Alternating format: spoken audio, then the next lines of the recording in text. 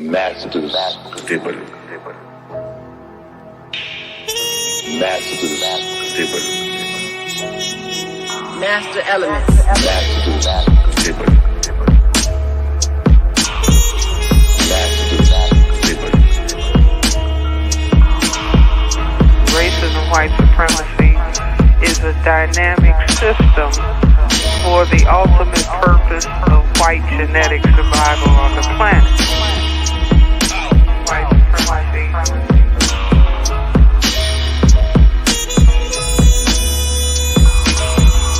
You are in an evil system, a system that is designed deliberately to produce evil thoughts, to produce animosity, to produce violence. Introduction to African civilizations and man-garden civilization. Masters table. Masters table. Master elements. Masters table. Masters table. Master elements. We dedicate lives to the study of history. They didn't tell us that if you give up the man, you're going to take one of these things and it's worse and it will destroy your nation.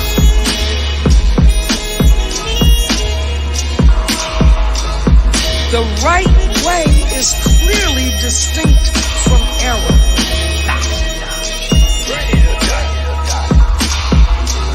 Racism is a competitive relationship between groups of people who are competing for the ownership and control of resources, wealth, and power.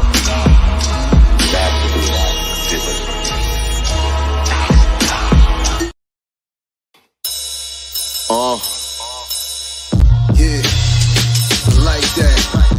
Let's see what's in the God's mind. Listen.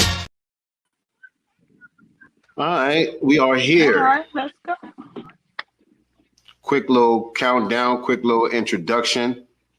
Welcome, family. Welcome to another episode of Sincere Love the Godcast. Appreciate y'all checking in with us on another Sunday. Man, for those of y'all that don't know, I am the God Sincere Love, and I am here with my lovely co-host, Nyctee Gurl. What's going on? What's up, y'all? Happy Sunday.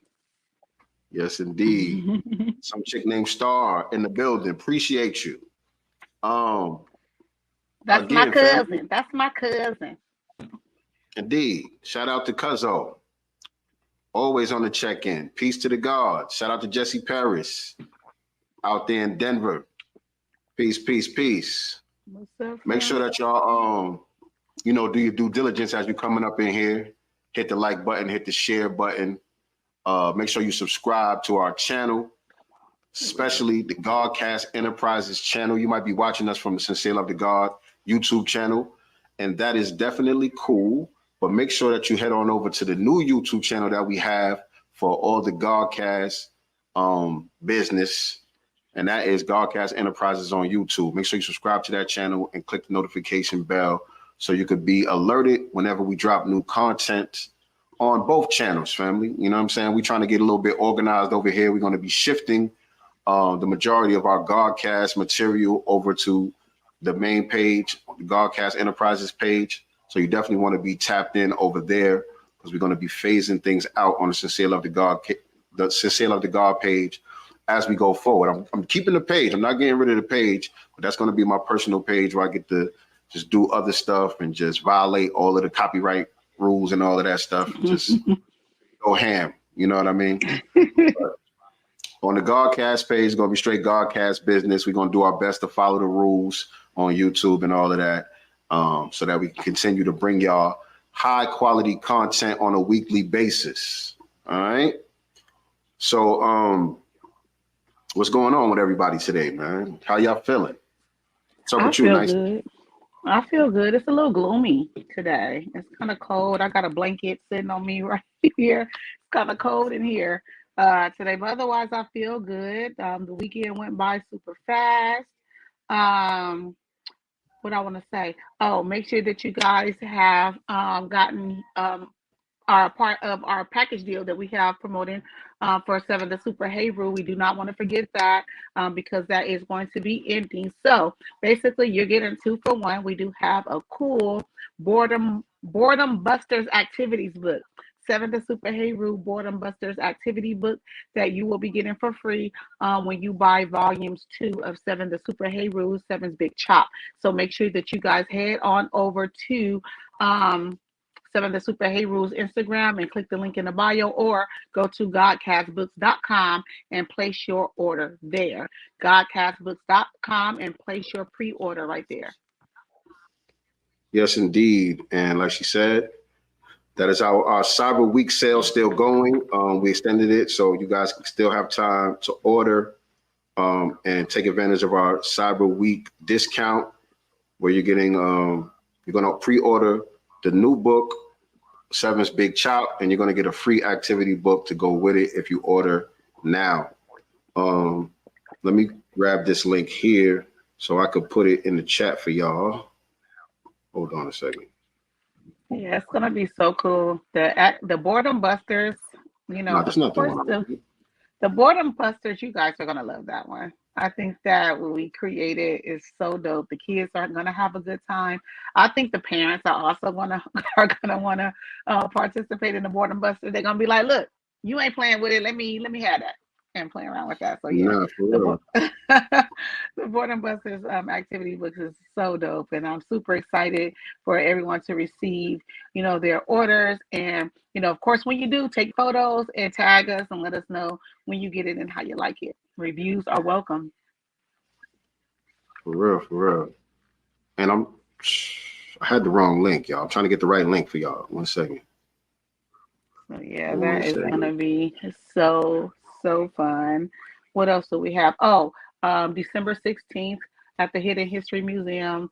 Tariq is going to have an Arrested Suspect event there. So if you have not gotten your tickets there, if you're going to be in LA or if you're already in LA, looks like we're going to be vibing out again with our brother Dewambi, Tariq Nasheed, for an Arrested Suspect event at the Hidden History Museum. And that is going to be on December the 16th. I got my ticket, you know, so pull up, family, pull up. This is going to be fun. All right. And Star dropped the link to our website. You could definitely order the book, pre-order the book off our website there. But I gave y'all the direct link for the pre-order and for the Cyber Week sale that we got going right now. It's in the chat. So click on that link. Y'all got till like midnight tomorrow to take advantage of the sale. 2 for 1. Grab that. Grab that. What else? What else? So we have the Arrested Suspect event coming up at the Hidden History Museum on the 16th. We have our cyber sale, which is going to be ended at midnight. So make sure you guys jump on that. And obviously the music, hello. Make sure that you guys are streaming or purchasing Sincere's music on all streaming platforms. You can type in his name, Sincere Love the God, or DJ RP Beats, and find all his music. I, of course, ask that you guys buy the physical copy, and also buy the merch. But of course, you can. No. Hold on, no more. Physical copies are sold out. Oh wow! If you snooze, you lose. You know what I'm saying? Physical copies is sold out. And I know people been hitting up RP. RP been harassing me about the next project. Already? I don't know. That's all I can tell you. I don't know. When we make some shit, we'll drop some shit. But right now, I don't know. I ain't got no updates for you. I ain't got nothing to tell y'all. Just go stream the Spear and the Shield. Go stream the Master's Table. Go to my SoundCloud. It's a bunch of shit that y'all never heard that y'all ain't up on. So go check it out. But we will drop some new music in the future. I don't know when. Appreciate that. The Master's Table is still new, by the way. Yeah. The Master's Table is still new. So if y'all want new, head on over to and stream the Master's Table. That's new. That's the new. But I appreciate it. Melanie on code said the music be slapping. Thanks. Yes, indeed. Appreciate that. Yeah. Yes. Man, so we got a lot to talk to y'all about today, of course. We're going to catch up on all of the current events and things like that. Mainly, we're talking about what's going on with the Democrats. The Democrats, the Democrats, whatever you want to call these people who keep trying to run this game on us, trying to trick us to the polls to continue to support them in exchange for nothing at all. Nothing. And they having a little trouble right now. So there's a lot of trouble in paradise for the Democrats right now. They don't know what to do. They're being forced to admit that their voter base is slipping away. They are in trouble when it comes to the black vote. They're also having another problem with a potential candidate to run if Joe Biden is not able to make it. Because as y'all know, he is getting hella old out here and senile. Right. He's falling apart. He's falling apart. And they ain't got nobody else that they could put out there that they feel confident with and strong, you know what I mean, that they really gonna get the galvanized support behind. And so that's the main topic that we're gonna be talking about today. We got an article that we're gonna pull up talking about that a little bit later on. But some of the stuff that's going out here in the social media streets, man. We talked last couple of weeks, we were talking about the issues with Diddy and Jamie Foxx and all these people who've been getting accused of these sexual accusations. And there's still been a lot of stuff going on with that. So I guess we could start there, right? Yeah, I mean, I think we touched on it a little bit last week, but a lot of Sean Combs deals are being pulled out of stores. You know, a lot of people are kind of turning their backs. I don't know if you guys saw the viral clip of Linnell, the comedian Linnell. She was somewhere and there was a like poster of Diddy and Bad Boys, and she like wrote some devil horns on there and stuff. So a lot of people, including Black people, are kind of, I guess, canceling Diddy about these accusations. My thing is, why does something like this have to come out publicly in order for you guys to do that?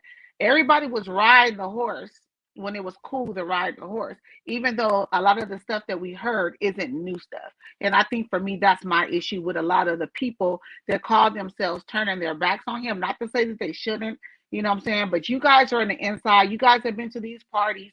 You guys have witnessed a lot of things. And you guys stood beside him, cheesing, skinning, grinning, everything until it was safe, I guess, for you guys to cancel him. I'm confused about that. I don't like it. I don't like how people move out here. Right.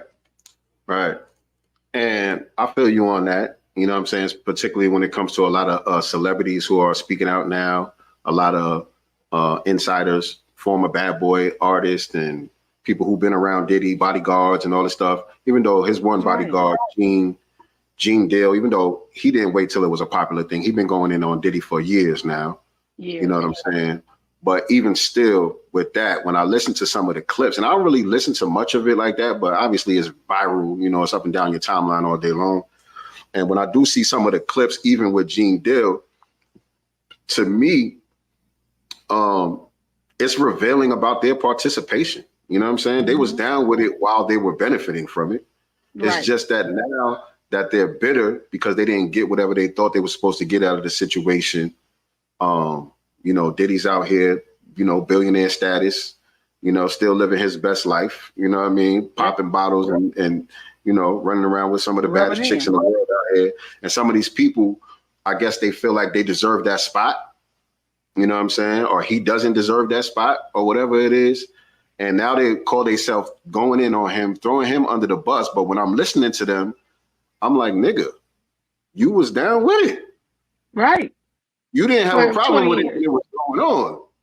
Right. You know what I'm saying? Especially the dude, Mark Curry. And I'm going to play that clip from him.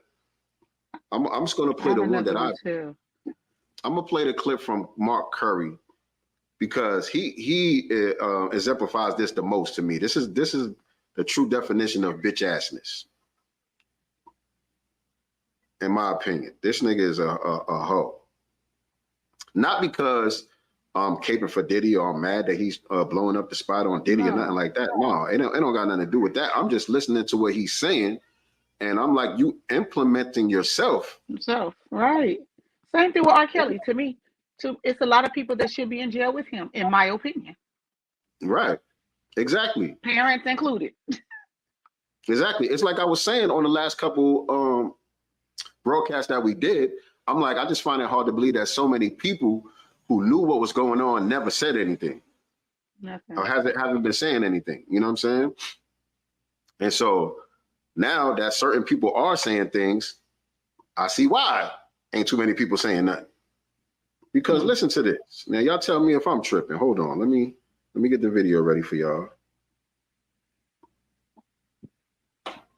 Hold on. I can take off the mute button and share this to the screen.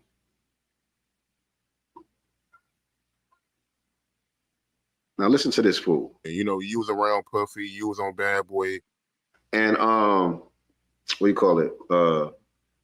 Copyright thing. Fair use. Copyright Act 1976. The Art of Dialogue. Shout out to the Art of Dialogue. He interviews a lot of these people. Or they interview a lot of these people. I don't know who's behind the Art of Dialogue, but it's a popular channel where a lot of these people go up there and do these interviews. And so this is Mark Curry on the Art of Dialogue. Fair use. You know, looking at this lawsuit, Cassie, she claims that her and Diddy had freak off sessions where they would get a male prostitute. You talking about the freak? Now look, that right there, how eager he is to come spill the tea, right? Right. He didn't even let the man get the question out. He was ready. ready. You know what I'm saying? He just heard a couple key words and he's so eager to spill the tea. Whole shit, in my opinion. That's whole shit. Only hoes spill tea. You know what I'm saying? Niggas don't go around spilling tea and shit like that. If you was around for some fuck shit like that, you were supposed to address it in real time.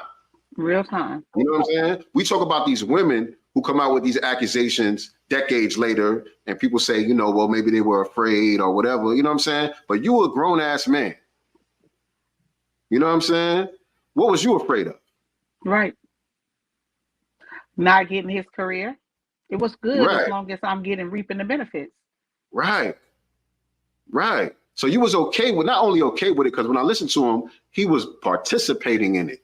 I'm gonna let him finish, but I just wanted to point out how eager he was. Like, dude ain't even finished the question. Oh, you talking about the freak off? Like, damn, homie.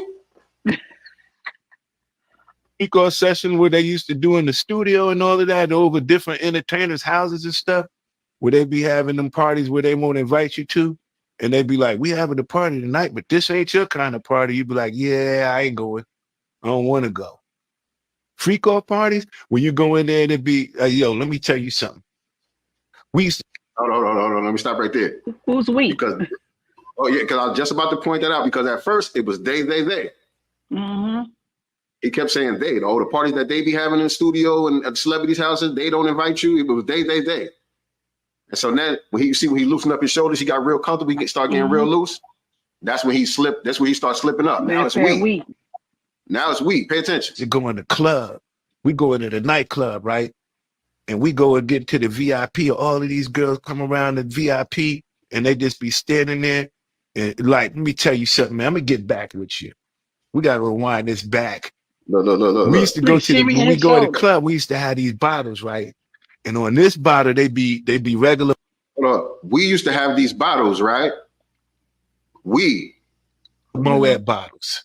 On them bottles right there, they've been to have something to make the girls be real slippery and all of this kind of stuff. So when you get up, they be like, don't touch them bottles right there and only drink them bottles right there. So now they drugging bitches. If I'm in the VIP, if I'm at this party and say, I don't know that they be putting Mickeys in these bottles or whatever the case may be, but somebody comes up to us and tells us, yo, don't fuck with those bottles right there. That's for the girls. There's some extra shit in there for the girls. Y'all just fuck with these bottles over here. Me, I'm out of here. Period. I'm not with this. I'm not with none of this shit. I'm just speaking for myself. I even as a regular dude, I never had no big money balling out of control or nothing like that. I ain't never been no dusty bum ass nigga, but I ain't never been the big baller nigga either. And it always been fairly easy to get some draws. I'm just saying. It's not that hard to holler at a chick and, you know, have a conversation, buy a couple drinks or whatever the case may be. It's not that hard. Like, I don't got to put nothing in your drink and try to trick you and drug you and all of that. Like, so I don't understand people of their status going that route. Like the girls is already ready. Right. They Y'all see you celebrities. VIP. Right. Yeah, they already ready. What's all this extra shit for? So me personally, that's my cue. And let's be I'm outta clear, here. even if they were not celebrities, the fact that you are in the VIP section, you got these bottles and stuff like that, certain types of girls are just attracted to that. So all you got to do is invite them over, and you're going to get what you're going to get if that's what you're there for, without drugging them. All consensual. Right. What's wrong with your mouthpiece, my nigga? Right. Don't understand that one at all. And so, mind you, he's saying he knows, he's aware of what's going on. Oh, they come tell us, don't touch these bottles over here. That's for the girls. Y'all only mess with these bottles over here. But what does he do? So we already knew what the drill was. You just don't mess. You already knew what the drill was. Goofy. Where's goofball. Where's the federal prosecutors and the New York prosecutors? You know what I'm saying? That's with them bottles, right? Then all of the girls is in the club after a while. They all running, opening up their mouth like little birds. He's running around just popping pills in their mouth. Pop, pill, pill, pill, pill. And then that was the party. But all of the females that was in it, that's what they wanted. That was what party. It was part of the hip hop. Now that's what they wanted. But they didn't know that that was what they were getting initially. So you gave them something in their drink that made them want something that they weren't even aware that they were getting, or made them, you know, a bit more receptive to actually taking the pills in their hand, you know what I'm saying, and popping them on their own. But you've already given them something that to enhance that thought, because they drank something that they were not aware about. If they had not given whatever they put in that drink to them, maybe half of those girls wouldn't have taken those pills. Like, I'm cool on that. You know, I've been in situations in my 20s where me and my friend were hanging out.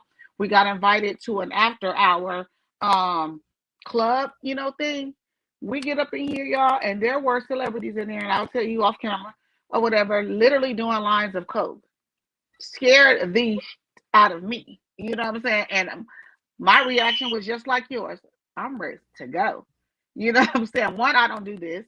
Secondly, I'm thinking, like, what if this place gets raided? We going to jail. Like, all the amount of shit that was going on that I saw, I'm like, I'm ready to go.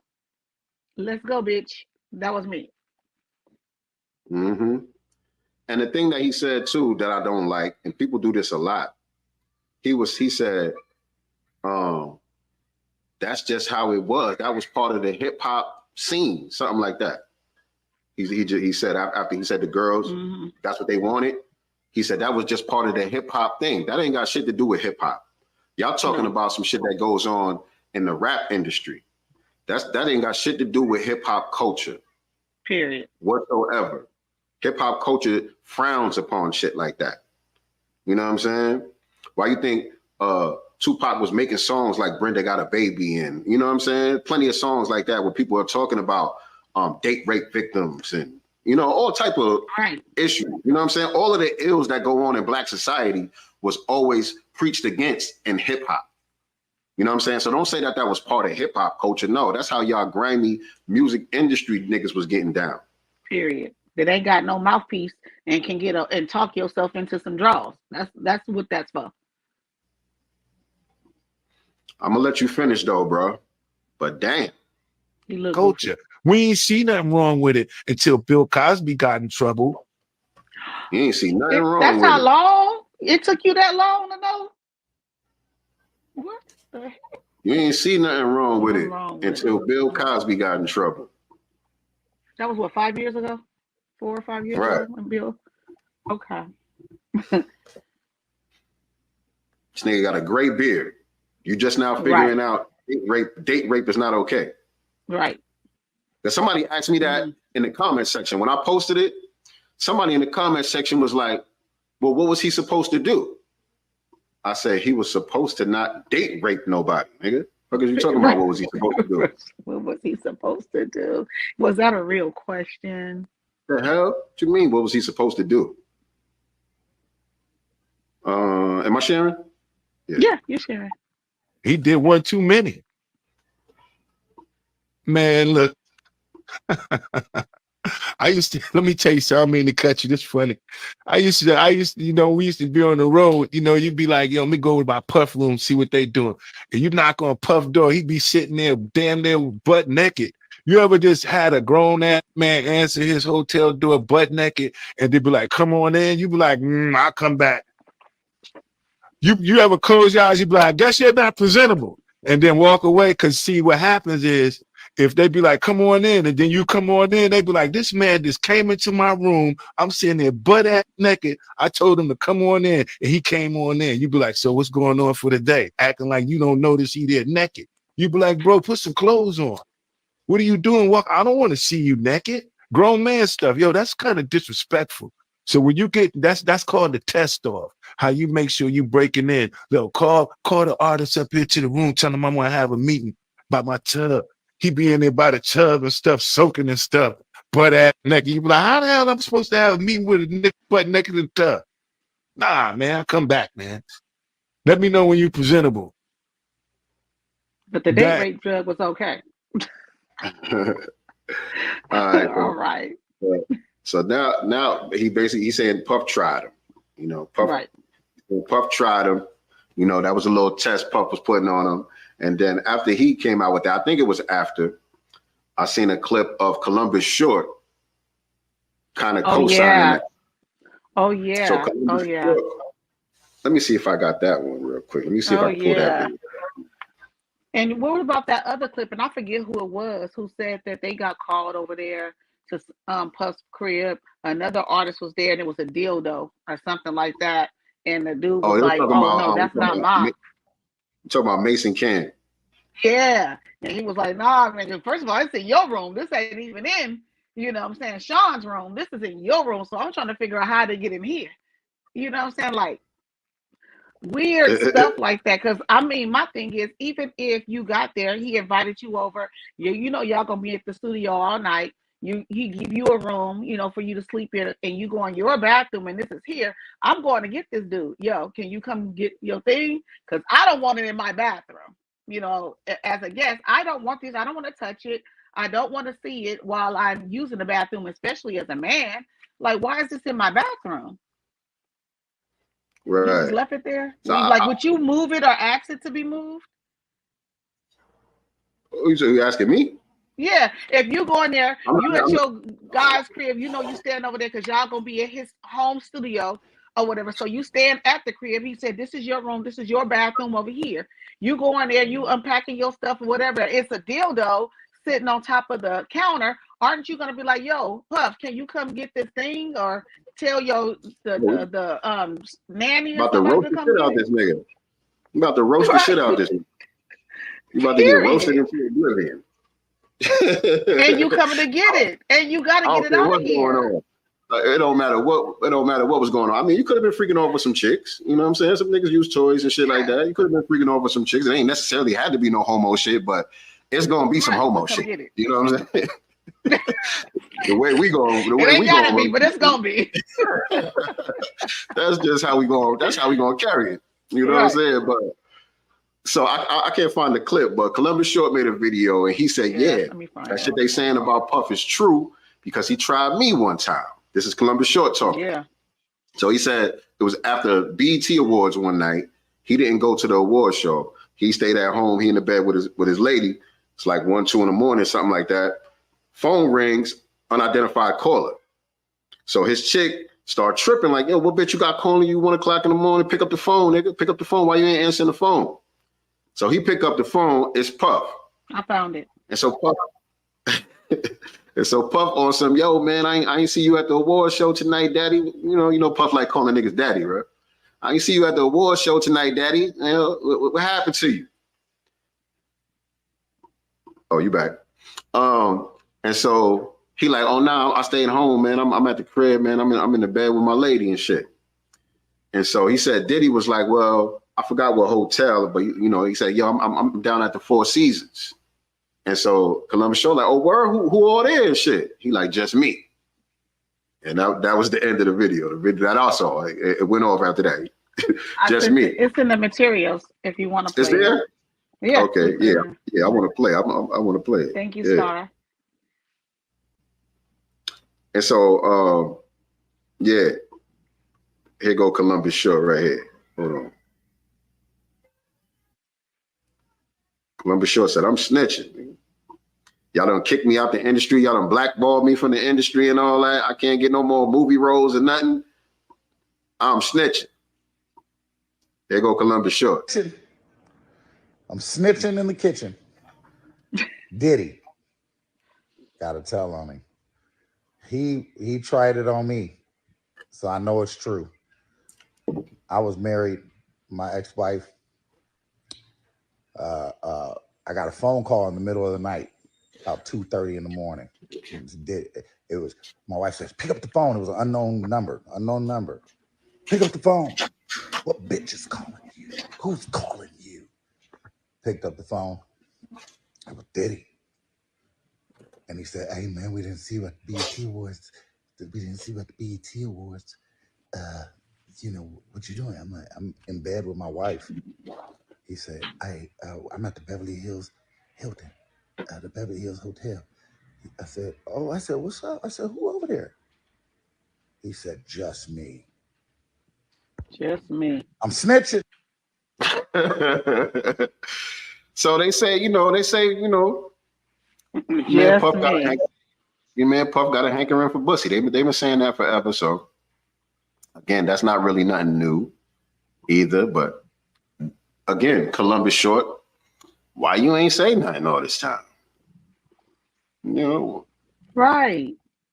Why'd you hold that down? Right. Why you wait till now? Well, that's my 50 thing. been saying something for a long time. 50 ain't let up off his neck since he offered to take him shopping. 50 is the #1 troll. Number one. Gotta give it to him. He's a professional. Gotta give it to him. He's a professional. But the other shit, since we talking about Diddy too, one of our Black Business Showcase alumni,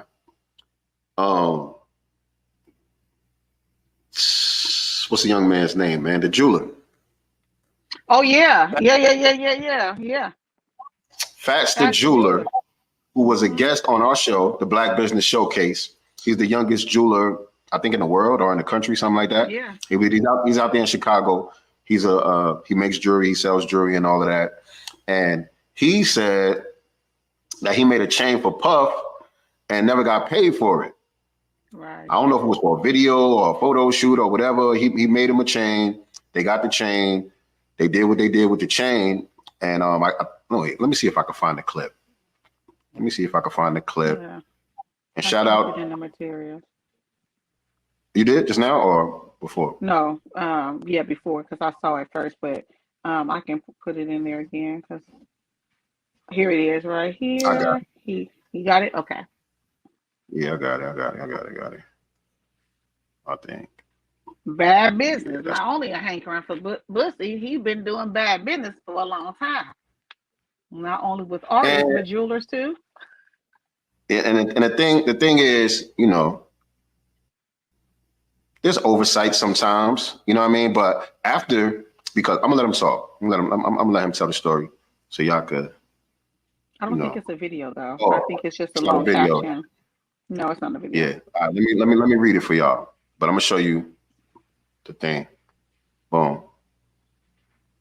So this is Fast the Jeweler. And again, we interviewed him on our show. Y'all can go check that interview out. If you look on the Sincere Love to God page, on the playlist, Black Business Showcase, it was season 1, right? Yep, season 1. Yeah, the Black Business Showcase playlist. Look for Fast the Jeweler video under there. So he said, as bad as I don't want to go to social media with this, which we could have did months ago, once me and my dad realized that they were ignoring our emails regarding payment on the piece I did for Diddy, but it is what it is now, being that after months of being ignored, my dad had to send one last email mentioning how we could have went public about the situation just to get a reply back and a phone call in less than 15 minutes. Then to even getting the piece flown in and hand delivered back to my store within 3 days, but no payment, no compensation. No, thank you. No, I'm sorry. Nothing.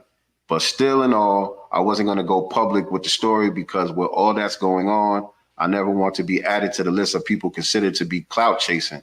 But after going back and forth with my people, I can't see the rest. Oh, hold on.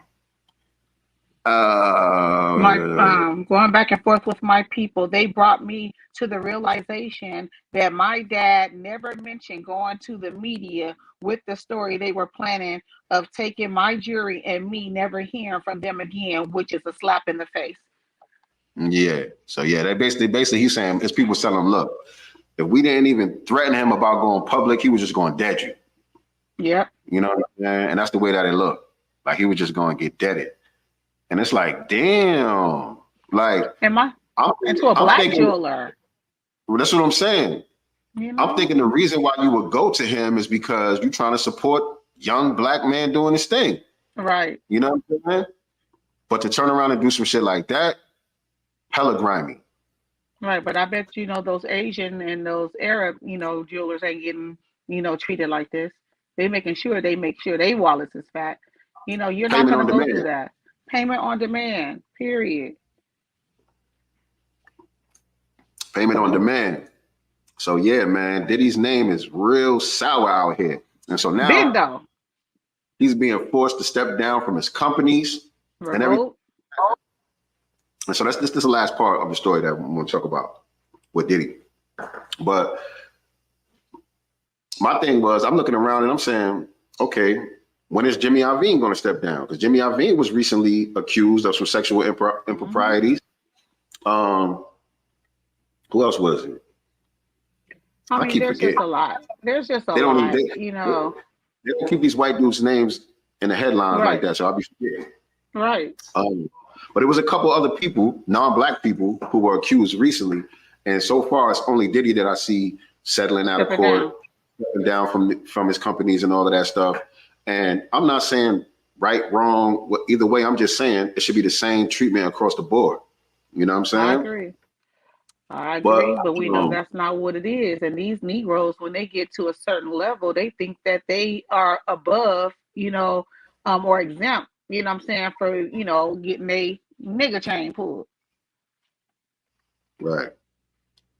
Now, this one sister made a video about it, and it did make sense to me what she was saying about why he's had to settle so quickly and why he's stepping down from the companies and all of that.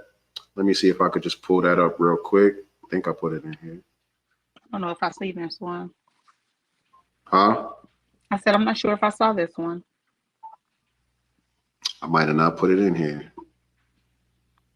But, no, I don't think I put it in here. But basically what she was saying was that, oh, no, here it is.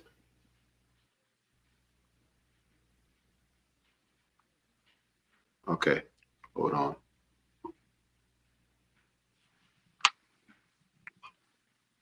Fair use, by the way, fair use. Her attorneys were really brilliant. They didn't sue just Diddy. They sued his corporations. They sure did. And they sued his corporations and sued in her capacity as an employee. When you do that, it triggers commercial liability insurance. Yeah. And it triggers another policy called directors and officers. Okay. And we know he's a director of these companies as the CEO. So now you got two policies. What happens then is it takes away Puffy's ability to settle. It's not his choice no more. So it's no longer personal accountability. It's his organization. It's his organization. And it's no different than like if you hit somebody with your car. Mm-hmm. Let's say you have State Farm. Mm-hmm. State Farm gets to decide to settle, not you. You could say, I didn't run the stop sign. That's not true. They're lying. If State Farm says, we don't care, we did our investigation. Her attorneys were really brilliant. They didn't sue. That's it. That's what happened here. So because they added those claims, the corporate insurance carrier got to say, read over and say, oh, hell no, we giving her the money. We're hearing you. Diddy's public reputation is done. It's done. Right. And if he wants to be able to leave anything to his children, he needs to walk away from all of these corporations. Damn, he can no longer be the head of his corporations. Well, remember, didn't I say directors and officers liability? Yeah. More than likely, what will happen is those insurance companies, they have the ability to say, we won't renew your policy if he continues to be a director or officer. You know what I'm saying? You know what I'm saying? So that was horrible, by the way.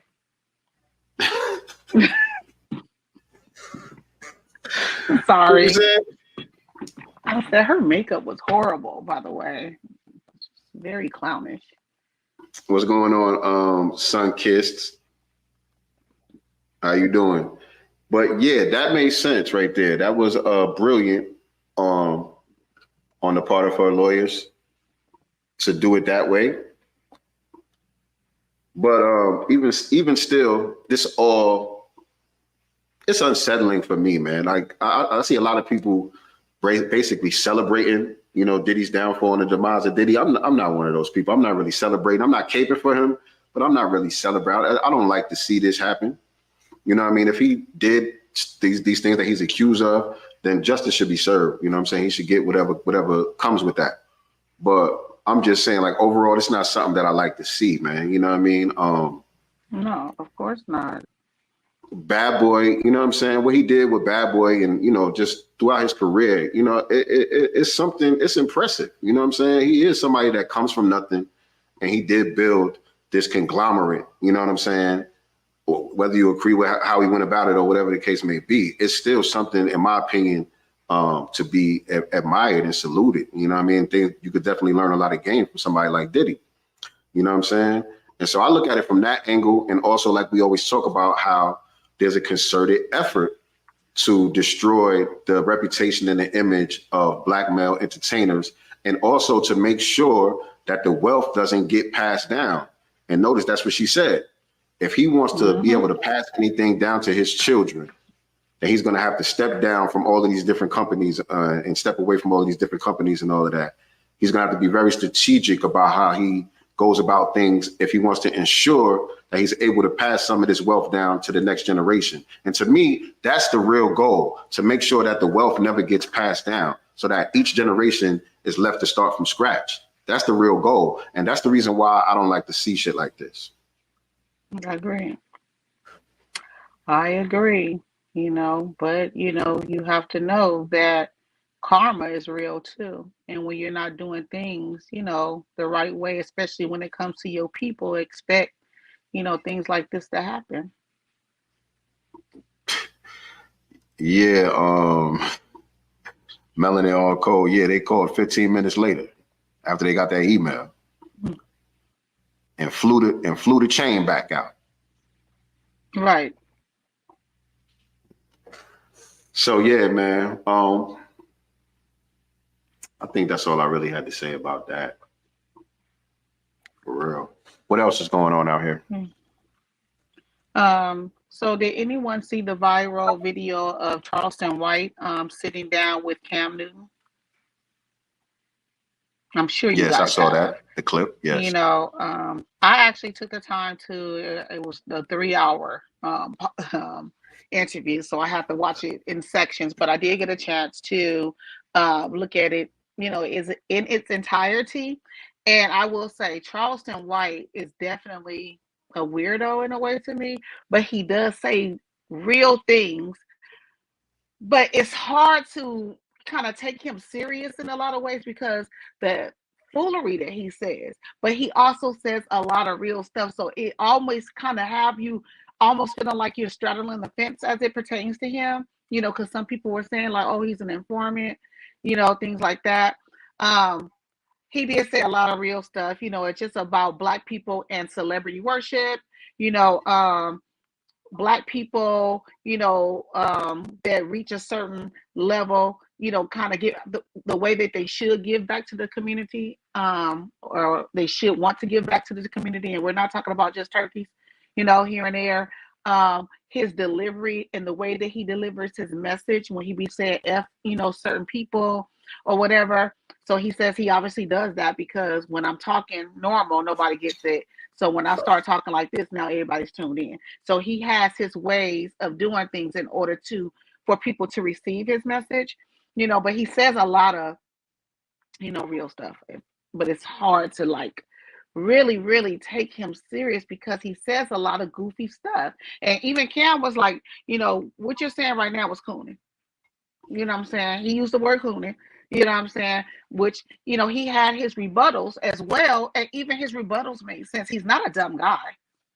by far not a dumb guy. Went to prison at 14 years old, for murder. He got sentenced under that youth something something thing, which has since changed in the state of Texas where he's from. So he only did, I think, 6 years, 4 or 6 years, before he got out. But one of the other guys or kids that he went to prison with is still in there, and obviously he's 40. I think he said 46 or 47. So he'll never get out. But I mean, he has a story, if you will, but he blames a lot of stuff on rap music. And so let me back that up. I don't think it's necessarily he blames rap music. He's saying Cam kept talking about his delivery and his message and how he says things. And he was like, you talking to me about my delivery, but on the radio when I'm driving my daughter to school, we have Sukihana, we have Sexy Red, and all these people talking about, and Drake talking about, I like my girls that like girls, so you're promoting lesbianism to my daughter, but my delivery on how I feel like our community is being handled, what I'm saying, y'all want me to change up my delivery, but you're okay with your children listening to certain music. And I get both sides. Did you look at it or only the clip? I only saw the clip. Okay. And that's all I will probably ever see is the clip. It's a good interview. Let me just say this, man. Charleston White is a coon. All right, ain't no fence, ain't no gray area, ain't no nothing. Charleston White is a coon. All right. He's not coming from no sincere place and no real concern about the black family and none of that. Charleston White is a coon. Period. Point blank. Certified coon. You know what I'm saying? And yeah, a broken clock is right twice a day. So what?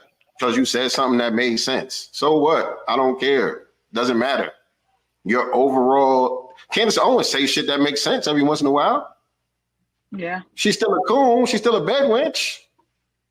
You know what I'm saying? It don't matter. Anybody can say something that makes sense every once in a while. Donald Trump makes sense sometimes. You know what I'm saying? It don't matter. I don't want to hear from no nigga that's coming from the place where he's coming from. He's not coming from a place of care and concern for the people. That delivery thing, that's not the issue with Charleston White. I feel like that was a softball that Cam threw at him to say, because Cam said, it's not a question whether you care about your people or not. Yes, it is a question whether you care about your people or not. Yes, it is a question. We don't believe it. You need more people. All right. And so for him to put out there, the problem is your delivery. No, I don't care about your delivery. Look, people don't like Jason Black's delivery. Can't accuse him of cooning though. Sure. You know what I'm saying? People don't like certain people's delivery. My man that passed away, Kevin Samuels. People didn't like his delivery. You know what I'm saying? I think there might have been some cooning going on over there, though. I'm not sure. I don't remember. But I'm just saying.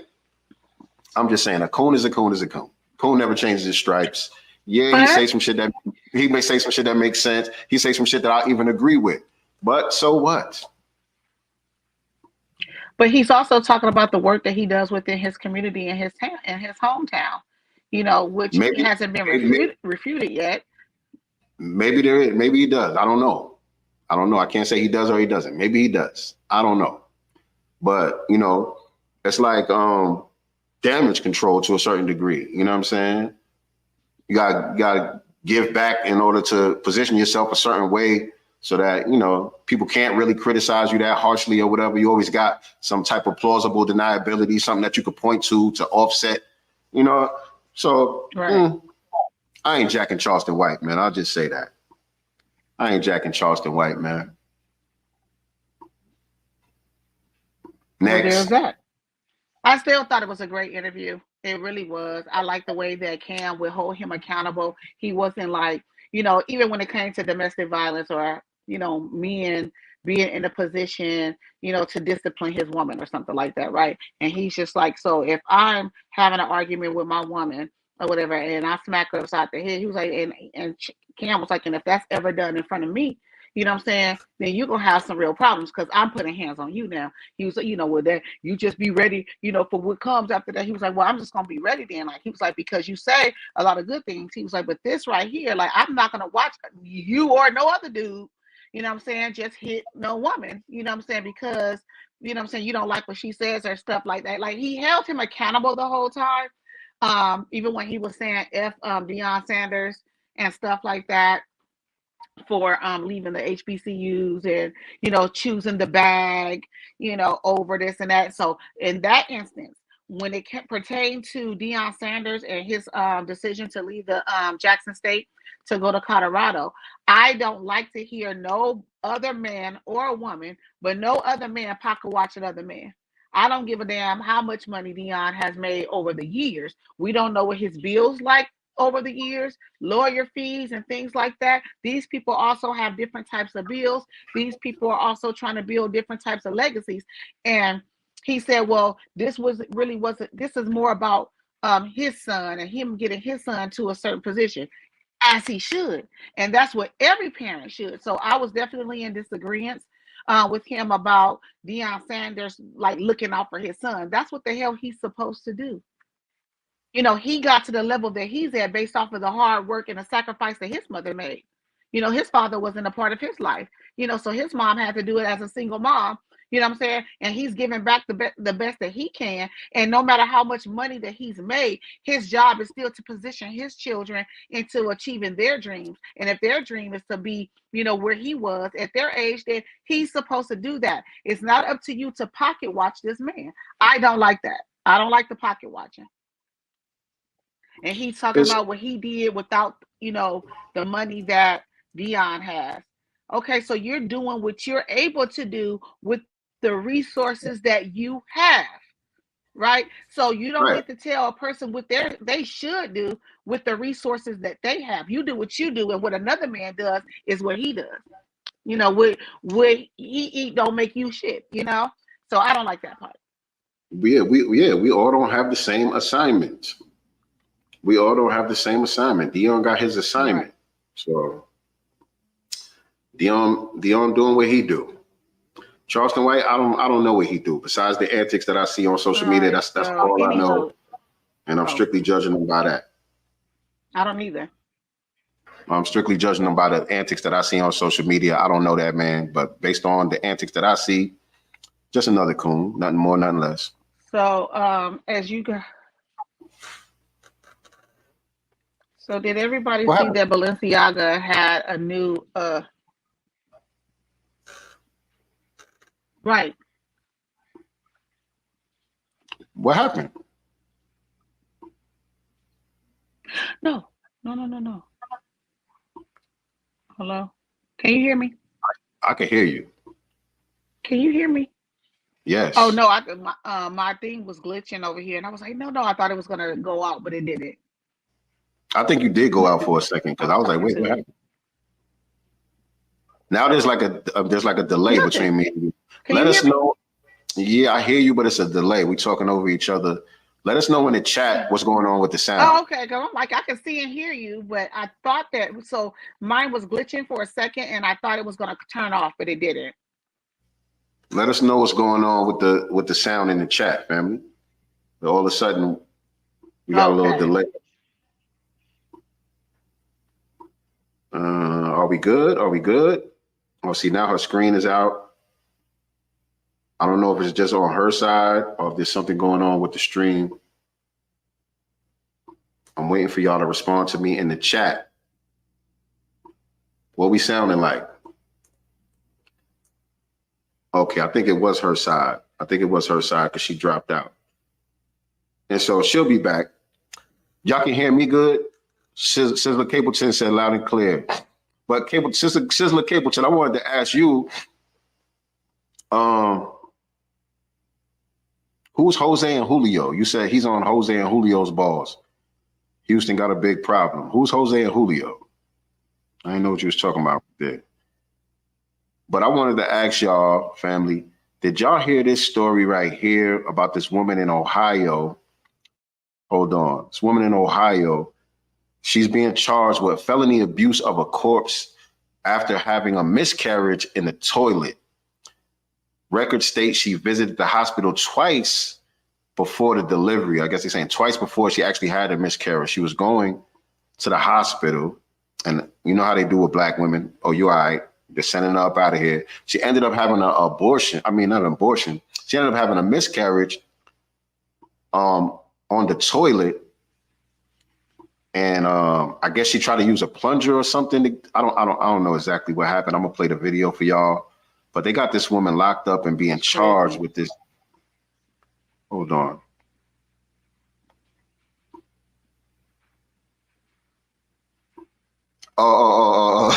I just caught what you were saying, Sizzler. I see what you said. Watts overcome with emotion after learning her case is moving forward. Watts is charged with felony abuse of a corpse, accused of trying to plunge a toilet after having a miscarriage delivery at 22 weeks while using the restroom. She said she felt the baby come out. There was a big splash. Investigators say they found a baby stuck in a toilet at Watts' home on September 22nd. Forensic pathologist Dr. George Sturbins testified an autopsy found no injury to the fetus and that the unborn baby had died before passing through the birth canal. He says Watts' medical records showed she visited the hospital twice before the delivery. This fetus was going to be non-viable. And it was going to be non-viable because she had premature rupture of membranes. Her water had broken early, and the fetus was too young to be delivered.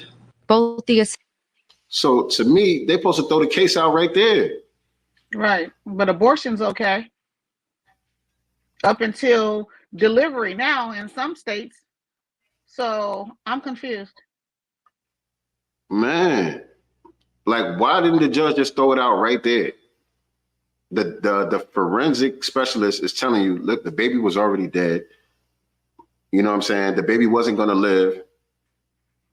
The girl didn't do nothing to the baby. There was no injury to the baby, nothing. She went to the hospital twice because obviously she was having complications. Mm-hmm. They just kept sending her home.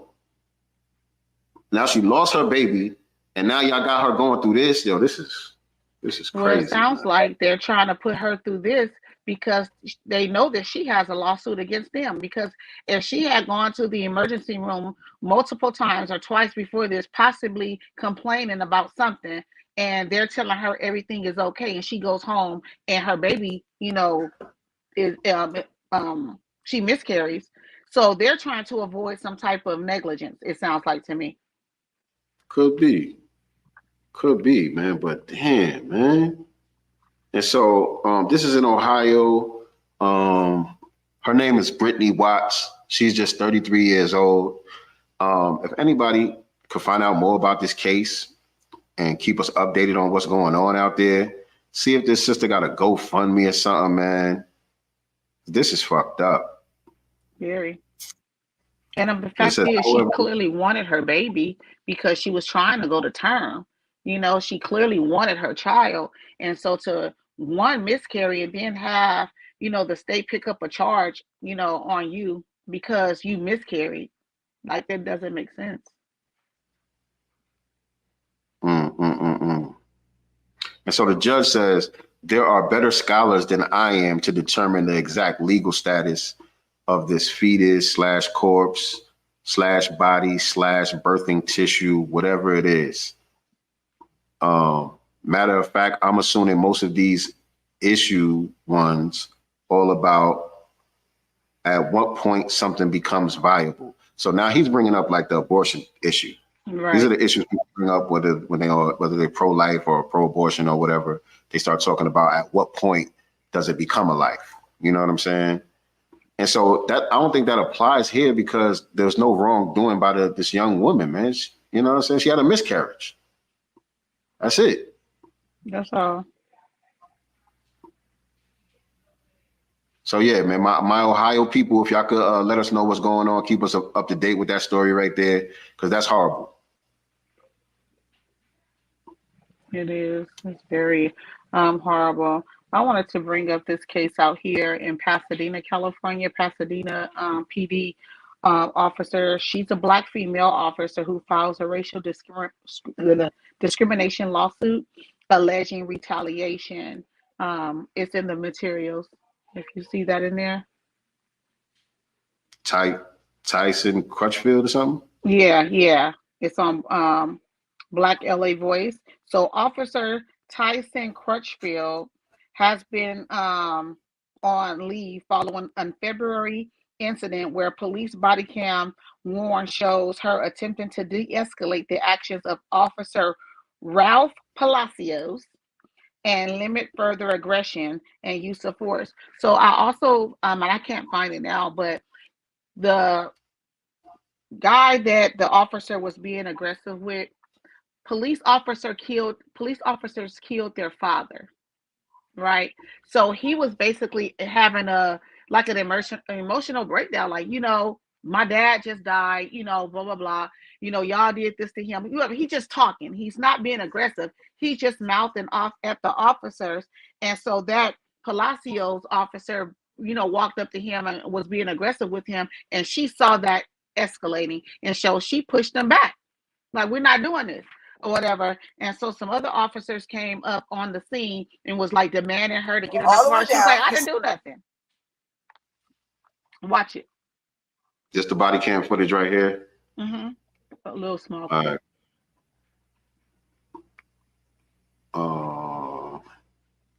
This is right here. Y'all don't even know who we were. No, because this one right here was the aggressive one. You're getting aggressive, my officer. Yeah. You know why? No, don't sit here and back the story up now. Don't do that. Don't do that. And I'm definitely letting them know that. Because you shouldn't be on the streets. Straight up. He shouldn't be on the streets. He shouldn't be on the streets. And I'm definitely letting no boy know. Hey, what am I getting in the car for? I haven't even done shit. Go over here. You go over there. I haven't even done shit. Go back to the station right now. Wait a minute. What am I getting in the car for? Crutchfield. Go back to the station. I'm waiting. I'm definitely all the way down. You see? Hold on. Because I need to see this again myself. I'm gonna play it again, y'all. Y'all don't even know who we were. No, because this one right here was the aggressive one. You're getting aggressive. Whose body camera are we looking for? I don't know. I don't think it's hers. That's her right there, right? Yeah, it's not her body camera, but she has because they put her on administrative leave. She's on administrative leave now. So she's filed a racial discrimination lawsuit against them, as well as retaliation, because she basically stepped up and complained about this officer being aggressive, with someone. So yeah. And she was checking it right then and there on the scene. Right then and there on the scene. Shout out to her. Hold on. Yeah. You know what? Beautiful sister. No, don't sit here and back the story up now. Don't do that. Oh, and he pushed her too. Yeah. He's kind of aggressive with her. With the woman. Don't do that. And I'm definitely letting them know that. Because you shouldn't be on the streets. Straight up. He shouldn't be on the streets. He shouldn't be on the streets. And I'm definitely letting no boy know. Hey, what am I getting in the car for? I haven't even done shit. Go over here. You go over there. I haven't even done shit. Go back to the station right now. Wait a minute. What am I getting in the car for? Crutchfield. Go back to the station. I'm waiting. I'm definitely letting no boy know. Okay. Yeah, they didn't like that. Right. They didn't like that. She was intervening in real time because she seen shit about to go left. Right. And perhaps save that young man's life. And she tried to do the right thing. And so now she's being penalized for it. And so she's suing them, rightfully so. She's suing them, yeah. Rightfully so. All right. Yeah, I didn't even see that. And again, one. they've already murdered his father. I want to give a little bit context, right? This is a young man whose father was recently murdered by the LAPD. Yeah. What is this sister talking about? I forgot what that was. Shout out to Sha'Carri Richardson. Oh yeah, I'm so happy for her. She just got what, 28 million, four-year deal with Nike? Something like that? Right, when people counted her out. She doing her thing. But I want to talk about what's going on with the family in Chicago, and that's kind of ties into the main topic as well. So, what time is it right now? We're about an hour and 4 minutes in. Chicago, y'all doing y'all thing. All right, so let me see. Before we go there, we still got a little bit of time. I want to know what y'all think about this. I've seen a couple of videos like this recently. I want to know what y'all think. This young woman right here, she works with kids. She teaches ballet to kids, and she was calling out the parents.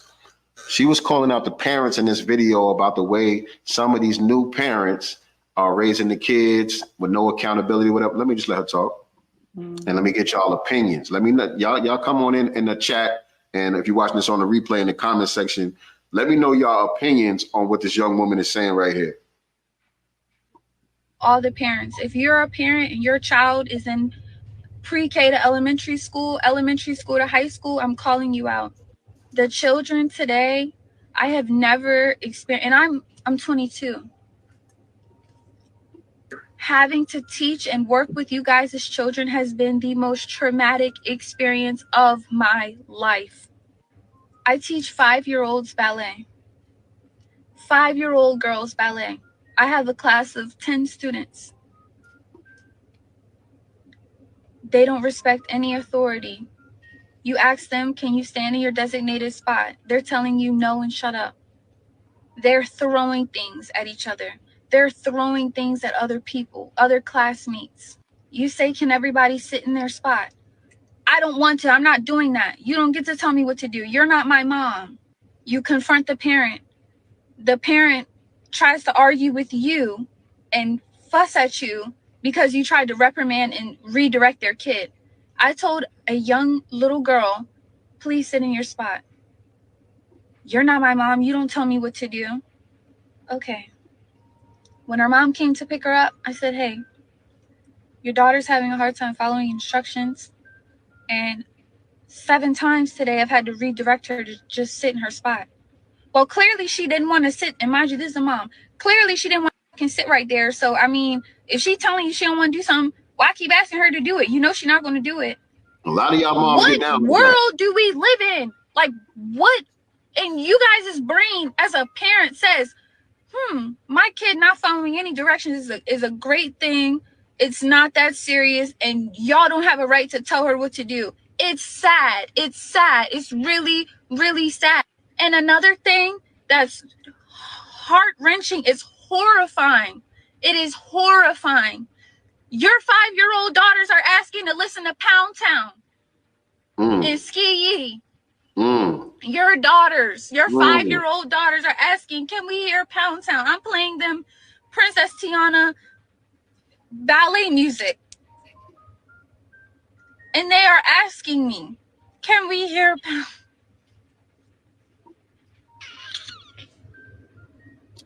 And see, this is what I was saying when we played the video of the girl at the daycare when she was filming the little kids at the daycare that was singing Pound Town shit. I was saying, because a lot of people was getting on the girl that made the video, and I was saying it looked to me like she was trying to expose it because this is what the kids are asking to listen to. Right. Because they hear. You know what I'm saying? And this is what this young woman is saying. She trying to teach them ballet. She playing stuff that's appropriate for their age so they could dance and learn the ballet moves. And they saying, throw on that Pound Town. And 5 years also, old. throw on Pound Town, and they lack discipline. You're bringing them to me because you want them to learn a form of discipline as well as the art of dance. And yet she don't want to. Well, you know what? You take this motherfucker home. That's just where I'm at with it as a teacher. You take this heifer home, and I'm keeping your deposit. Bye. Man, yo. Crazy. And so I don't even just put this on the young parents because I've been seeing this for a long time. This goes on, particularly with moms, I would have to say. I got to throw the moms out there for this. I don't see too many dads. I don't see too many dads that's going to cuss out the teacher for trying to redirect the child. But I see a lot of mothers ready to go up and fight the teachers at the school, fight the bus driver or whoever it is. You know what I'm saying? And you think you protecting your baby, but you creating a monster. That's literally, I mean, think about it. Remember at Coachella when Cardi B was pregnant and she was out there twerking? Now we got Sexy Red doing it. Now we got the kids reciting, their lyrics, and their parents are okay with it. Funny, yesterday I believe it is, or yesterday before was the Balenciaga fashion show. And Sexy Red is out there. She goes to hug Kim Kardashian. She's like, oh, and North loves your music. Wow. So again, we back at them kids, because remember, what was this? Not even a year ago, Balenciaga had a lot of, negative press because of the child pornography type of, imagery, that was going on with their designer.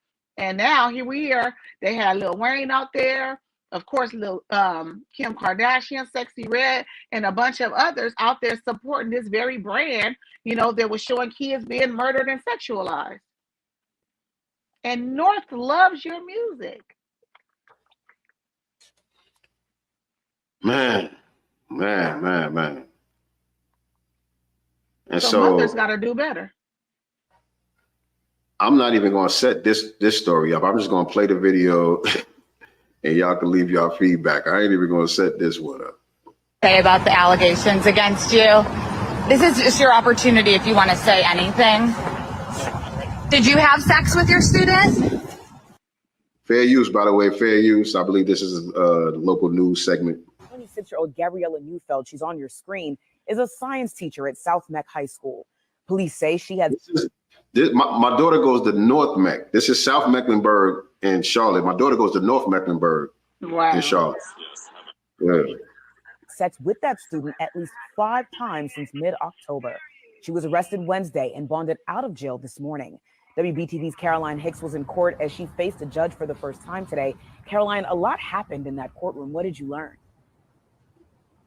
That's exactly right. Well, Gabriella Neufeld was in court today along with her family. There was also a group of her students in court. They did not speak, but prosecutors did reveal new details in this case. According to prosecutors, it was the student's mother who caught them in the act. They say the mother caught her son having sex with his teacher in a car. South Mecklenburg High School teacher Gabriella Neufeld is facing 5 felony counts of sexual activity with a student. According to prosecutors, the student's mother found out about the relationship around Thanksgiving. They say she was tracking her son's location when she noticed he was not at rugby practice on Wednesday. She drove to his location, Park Road Park in South Charlotte. Prosecutors say that's when she saw her son and his teacher.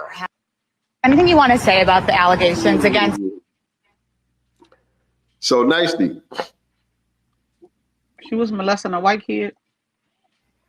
I don't know. They didn't show the kid. Rugsby. Oh. He was playing Rugsby. Enough said. It might have been a white kid. Little white kid. Yeah, rugby. Yeah, but I'm saying Ty Weezy tells you he's going, football practice or wherever he tell you he going one place. You check his location. He had another place. You pulling up on him? I'll call first. Depending on the age, I'll call. He's not answering the phone. He not answering the phone. He told you he's going one place.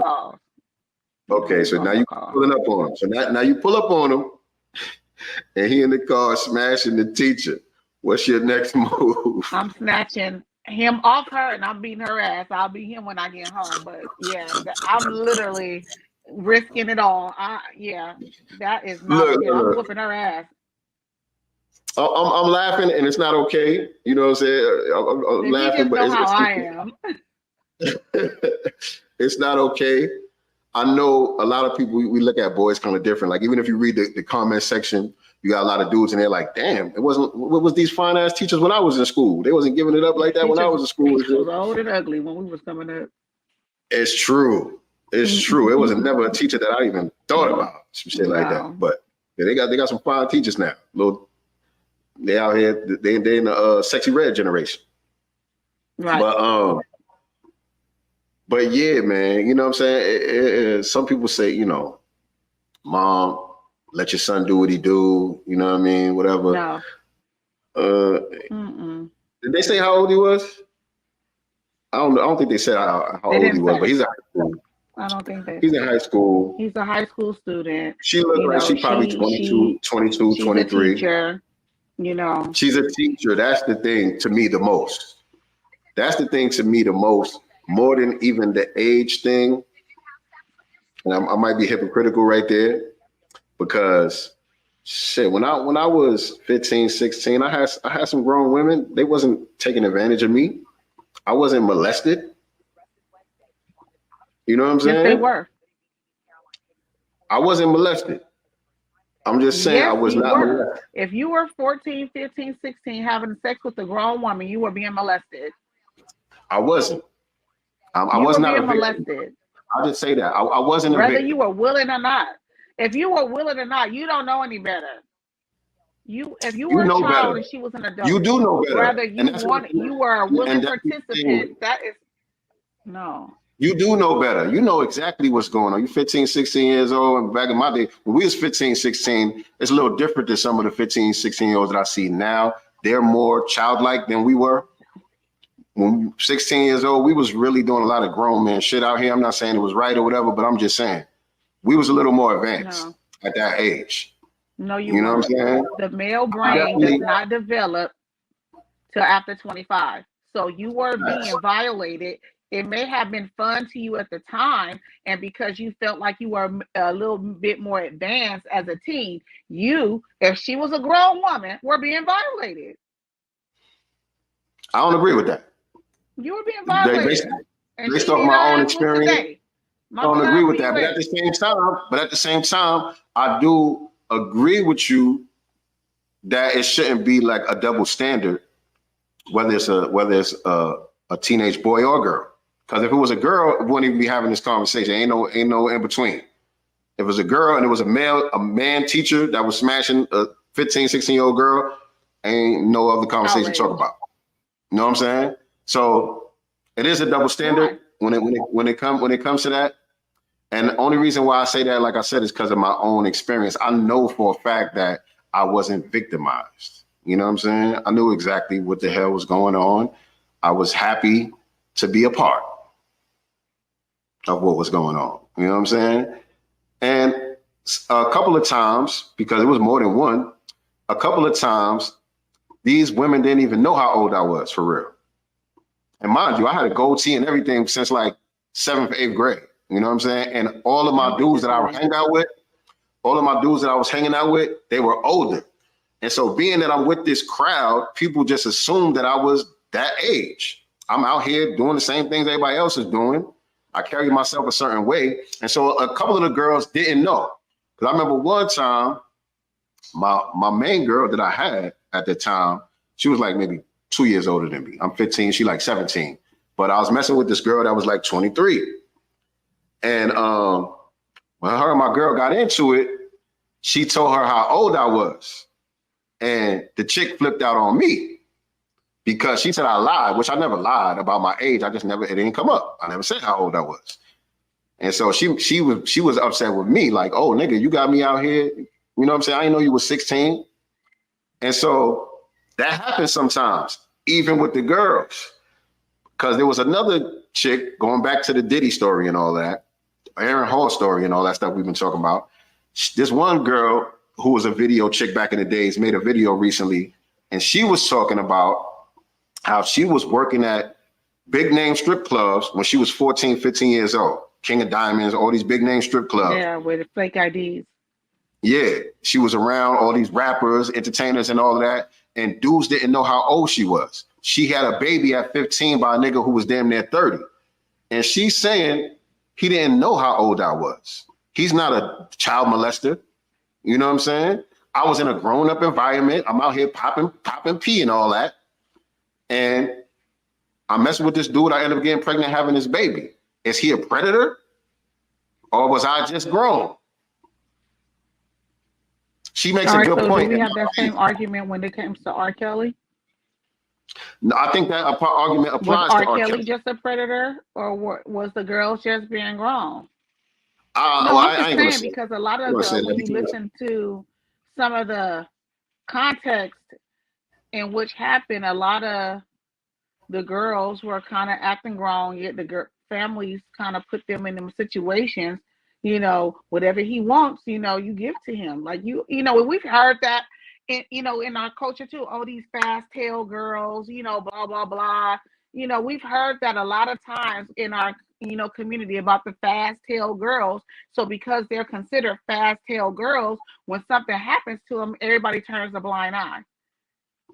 But what made them fast What do you tail mean? girls? What do you mean? Was What do you mean? something going on in the home? Wait. What do you mean when something happens to them? Everybody turns a blind eye. Like What do you mean? when they may be violated, but because they were considered the fast tail girls, is it because now you're saying not you, I'm just saying people in general are saying that they deserve certain things because they were fast tail girls? Because I've heard stuff like that I don't think that's the case. I don't think that's the case. If you fast or whatever, you got young girls out there, they developed for their age, they sleep with older men. Sometimes the men know that they're young, sometimes they don't. And I think certain people in the neighborhood might know that, this girl, she been out there, whatever the case may be. And so they don't pay that no mind. The fact that she messing with an older dude, they might not pay that no mind.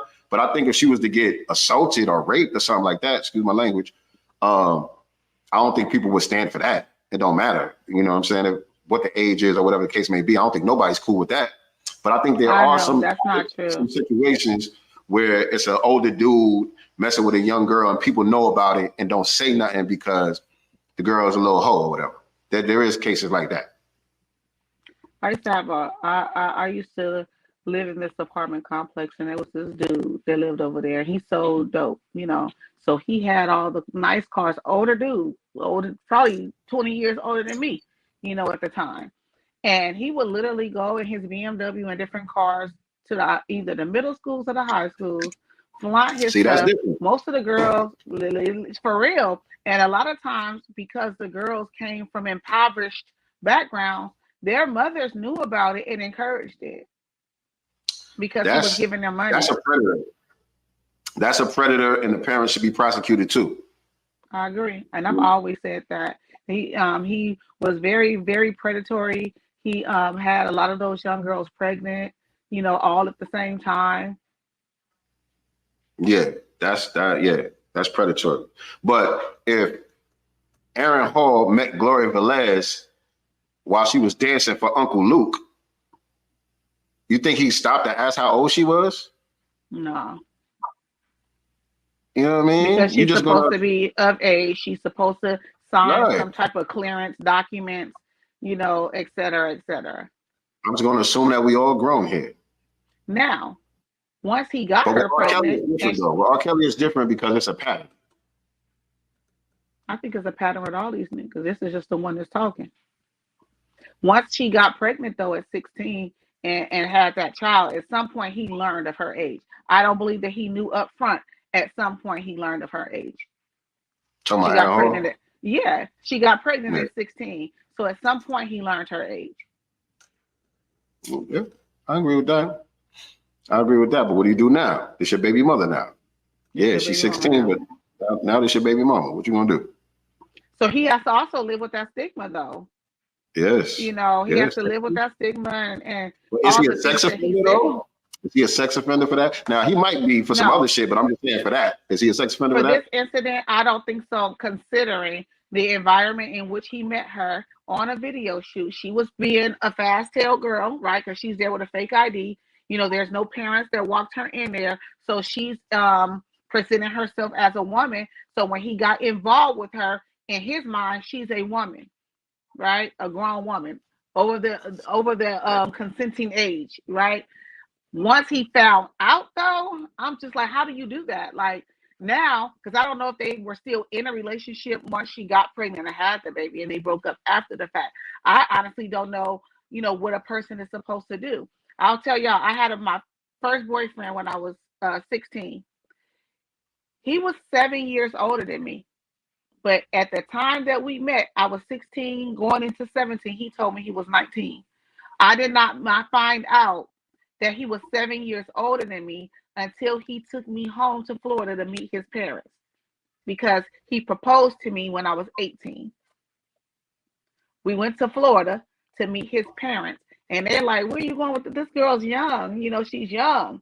You know what I'm saying? And I find out that he's 7 years older than me when I go meet his parents. Yes. But he told me he was 19 at the time. Yeah. He lied. He lied. So is he a predator? In that time, yeah. I mean, honestly, you know, we were obviously sexually active, everything. Yes. He's 7 years. I understand a year or two lie, but 7? Yeah. 7 years. You see that? See, now that's different. See, I think you were victimized in that situation. Yeah. I think you were victimized in that situation, but I don't agree. Star said she may have taught me to distrust women. What she did to me, nothing was done to me. Okay, I was doing. It was sincere. I'm sorry.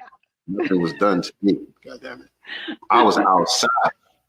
You gotta understand. I was outside. I had a conversation with someone else, a male, in these situations, and he was telling me the same thing. He would be dating older women, but they knew he was young. And he didn't feel like he was violating either, because he was like, well, they knew I was young, but I wanted to do it. And I'm like, no. One girl knew I was young. One girl knew I was young, but how it went down the first time, because this was my homeboy's older sister.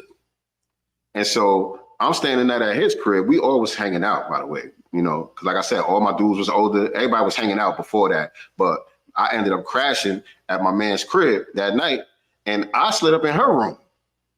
What was you doing in there? I was going in there to handle some business. I was going to handle some plumbing. There was some plumbing issues that needed to be taken care of. I was just going to do some plumbing. But yeah, it's not like she came and got me off the playground. You know what I'm saying? Like I was on the swing just minding my business, and she came and, you know what I mean, offered me some candy or something. No, we was grown. We was grown. Acting grown. You was acting grown. You was being mannish. Exactly.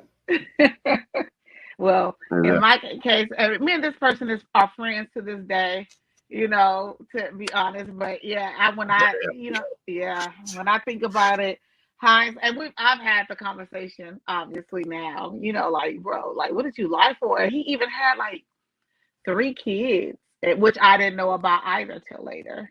You know, and at this point, I'm young. I think that I am madly in love, y'all. You know, madly in love, like all this stuff. So, you know, I didn't go nowhere. Yeah. That's different to me. That's different. Mm-hmm. I mean, even with my mom, you know, saying no, you don't need to see him, blah, blah, blah. Like, I was going to sneak and do it at that point because I thought that I was in love.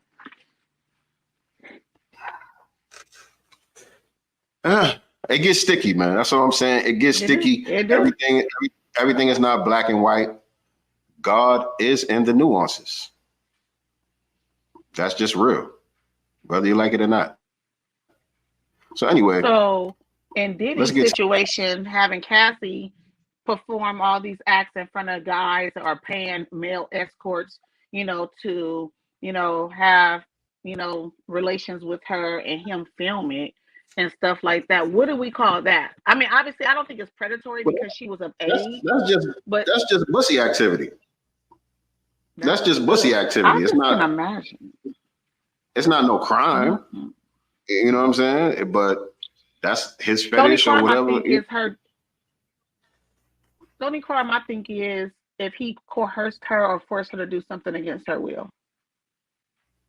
Yeah, but she was with it. That's where it becomes criminal in my mind. You know, whatever she felt like she was getting in exchange was worth it to her at the time. But she said that he was filling her up with those drugs. Huh?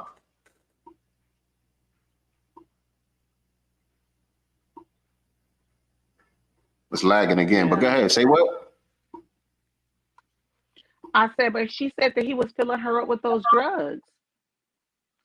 So maybe What do she you mean? didn't, you know, when What do she you mean got he was filling her up filled with with the? When those. y'all say he was filling her up with the drugs, was she tied to a chair and he was shooting something in her veins or something, or was she getting high with everybody else? I don't know. She I'm wasn't going no by kid. what we read. She wasn't no kid. 19 is kind of a kid. She was 19. Yeah, 19 is kind of a kid to me. And Diddy was in his 30s, so. I didn't know she was 19, but yeah. Yeah. When they got involved, first started dating, she was 19. Shout out to the people sharing their stories in the chat. I appreciate y'all being transparent. Some kid said I was 18, he was 26.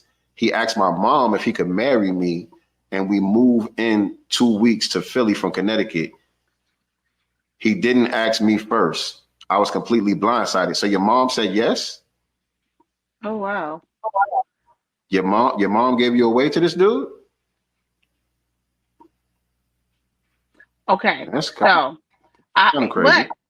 But it's crazy. It does seem crazy. He did ask, but she was 18. So she was legally an adult. She was 18. She was 18.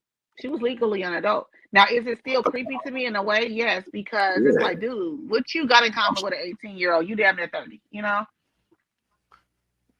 Yeah, I guess. But I'm still saying, what's up with that mom, though? What's up with your mom? Yeah. That's my question.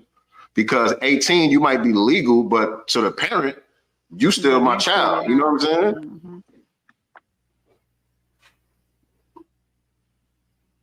But I think sometimes the parents take that whole 18 thing a little far. Like, oh, you know, some kids don't even graduate till 18.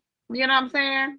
Like, my son was 18 for 3 months before he graduated high school. That didn't mean nothing to me. And some parents can't wait for you to get out the house. I'm not one of those parents, oh, you 18, you got to get out. I don't believe in that. I don't subscribe to that at all. Yeah. Unfortunately, some of these parents, they can't wait to get your ass out the house. Right. Or they tired of having to feed you and take care of you. So now here come this man. They're like, yeah, take her. I don't know. I ain't with none of that, though. That's all weird to me. Not with that. That's weird. That's weird. But let's get into this Joe Biden thing, man. We're gonna talk about our family out there in Chicago too. But Joe Biden, where's that story at? Biden. Where's that story at? Peace, God. What's up? Where'd you get it from? No, it's not. Use your water bottle. Where is it? Which one? Yo, you know what though? I did want to talk about this. I see it. I got the story, but I did want to talk about Lenny Kravitz though. Oh yeah, I thought that was interesting. So Lenny Kravitz, before we get into the main topic, Lenny Kravitz says, I have not been invited to a BET thing while expressing his frustration with not being recognized by Black media. Right? Singer-songwriter Lenny Kravitz says he's underappreciated by the Black entertainment industry.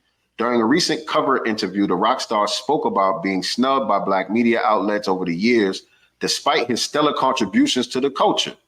Reportedly, Lenny Kravitz's real name, Leonard Albert Kravitz, 59, stated during the interview, to this day, I have not been invited to a BET thing or a Source Awards thing. Adding, and it's like, here's a Black artist who has reintroduced many Black art forms, who has broken down barriers, just like those that came before me broke down, that is positive, and they don't have anything to say about it. The flyaway artist made the remark while discussing how he's overlooked as a groundbreaker in the music industry. In case you're unfamiliar with his work, Kravitz first rose to stardom and made a name for himself with his intriguingly different blend of rock, funk, reggae, hard rock, soul, and R&B. In the late 90s and early 2000s, the musician had multiple hits chart the Billboard Hot 100, including the singles It ain't over till it's over. And again, while he's generally considered among notable list of rock artists, Kravitz has also collaborated with a few bigwigs in the hip hop world. The musician linked up with the rap legend Jay-Z for multiple songs, releasing the popular Guns N' Roses track in 2002, which was featured on the New York Natives' Blueprint 2. In 2004, the pair connected again to make music magic for Kravitz's song Storm.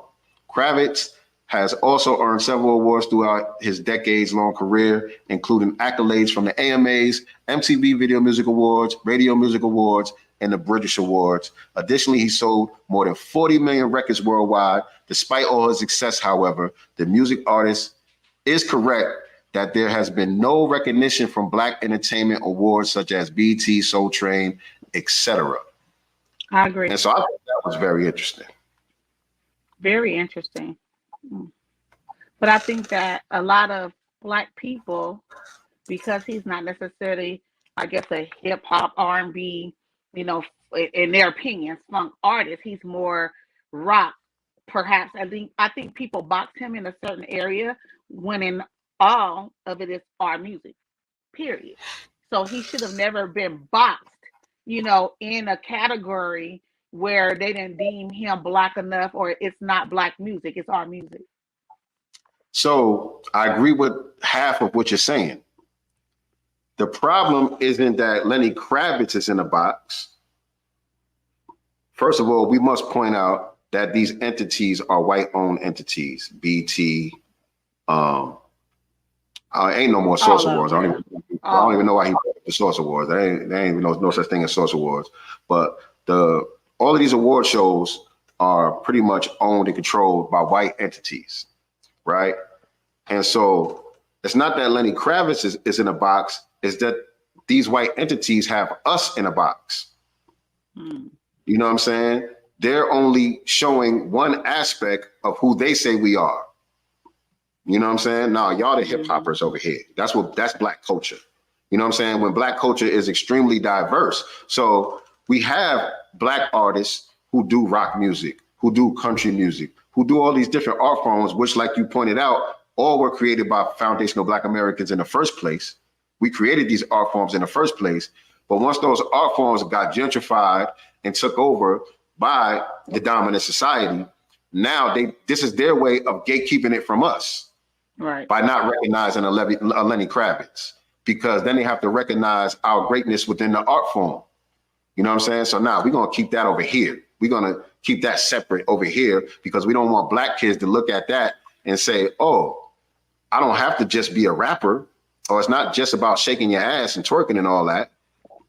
Here's this guy with this guitar. I want to be like him." You know what I'm saying? So they're trying to narrow the imagination and the vision of Black children. That's what it's about. It's not about putting Lenny Kravitz in a box. It's about putting Black society in a box. To say, this is who you are. Lenny Kravitz is an anomaly, but he's not. Like he said, he's carrying on the tradition of many Black artists breaking down all these different barriers and these different genres. And so, yeah, man, I think Lenny Kravitz made a good point. He got a legitimate beef. But I seen some people saying like, man, Lenny Kravitz, he made music to cater to white people. So why is he surprised he not being recognized by the Black Award show if he never made music to cater to Black people? What do you mean? Right. Oh, there's some Black people like that type of music. Exactly. All Black people don't just like Black music.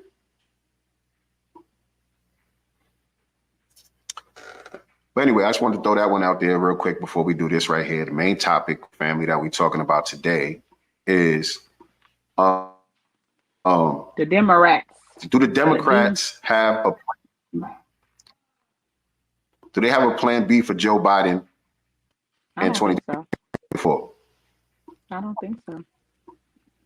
I think they think that we're bluffing. Share the screen. I think the Democrats think that we're bluffing. I don't think that they believe that we'll stay at home and sit it out. I think that they feel like they have these other groups that will be loyal to them because they're throwing them a bone, which history has shown that they will not, be a loyal base for them as we have been. but I think that they're also willing to gamble it, at the same time, because they are just as anti-black as the Republicans, independents, Green parties, and all the rest of them. Like at the end of the day, but I think they think we're bluffing. I agree with everything. I agree with everything you said. But this is from Yahoo News, family. The Democratic Party has no plan B if President Joe Biden decided for any reason to halt his 2024 re-election campaign, and a sudden need to replace him as its standard bearer would spark a messy intra-party battle. A messy intra-party battle. Despite weak poll numbers and questions, including from some Democrats about his age, Biden has stuck to his plan to seek a second term after clearing the field of serious Democratic primary challengers when he announced in April that he was running again. Even if more Democratic candidates were to jump in now, the path forward would be unclear, as deadlines to get on the primary ballot in critical states such as Nevada, South Carolina, and Georgia have already passed. So they got all of their eggs in one basket, and that's Joe Biden. And also, like we were saying, Black people are letting it be known all across the country that we are not the Democrats. So we was talking, me and you been talking about this, Nyctee, like, are we there yet? Are we there yet as a people? Right. And I think we starting to see some signs, man. I think the trajectory is going our way, especially out in Chicago. So let me pull up this video from the sister down there in Chicago. This was what, last week? This past weekend? This was last week. Mm-hmm. And so check this out. I know some of y'all might have seen it, but for those of y'all who haven't, shout out to this sister right here. She came through with the come through. This morning, I heard Mayor Brandon Johnson say that the sentiment in the Black community is waning. A lie. The sentiment is not waning. We are not okay with you taking our resources and giving them to people who don't live here. As Mark stated before, you are preparing housing for them. One of the reasons that the city of Chicago was able to close 50 schools was because of the Black Flight. And the reason we had a Black Flight was because there is no affordable housing in this city. It is because the city of Chicago shut down the voucher system so that Blacks who needed to get affordable housing could not. So they had no choice but to flee to other states. But now you found money for the migrants. That's right. We're calling foul. And then another thing you said was that the faith-based leaders were helping to bring around the sentiment. This is my part right here. We haven't paid attention to faith-based leaders since Dr. Martin Luther King. Damn, I wish I had my clappers on deck for that one right there. Huh? We ain't listened to faith-based leaders since Dr. Martin Luther King. Because they've been selling us out since him. How out of touch are y'all? Right. Y'all still going down to the clergy to try to mislead the people. How out of touch are y'all? Go ahead, sis. Auntie. And guess what? We're not listening to them now. We understand that they are bought and paid for. We understand that you control the narrative that they are trying to speak about. Who she been listening to? Who she been listening to? Sound like she tapped in with New Black Media. Huh? So let me just say this to you. We're not listening to them the same way we're not listening to you. What you're doing is not okay. And let me just say this other thing. Emerson Park is still closed. And our mayor has decided that because we didn't support migrants coming to our park, we just ain't gonna have a park. I call foul, Mayor. You love to stand around and talk about how you are a Black man. That's all you are, is a Black man. And we know that all Black folks ain't skin folks.